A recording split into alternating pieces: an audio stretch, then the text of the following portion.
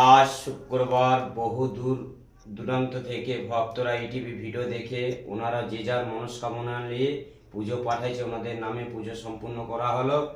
মা দুহাত করে আশীর্বাদ করুন, তোমাকে ভিক্ষা চাইছি, আমার জন্য না, ভক্তদের জন্য। সবাই ভালো থাকুক, সুস্থ থাকুক।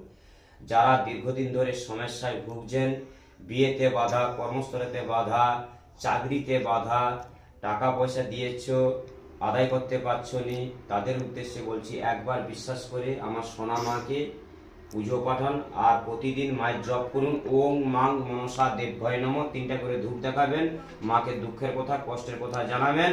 জয় মা, সোনা মায়ের জয়।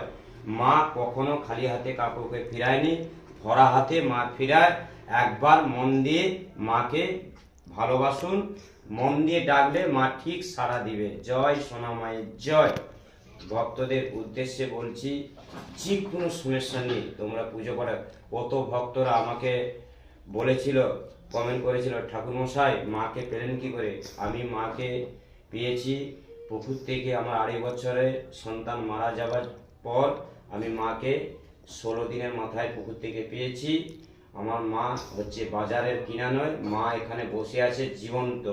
জয় সোনা মায়ের জয়।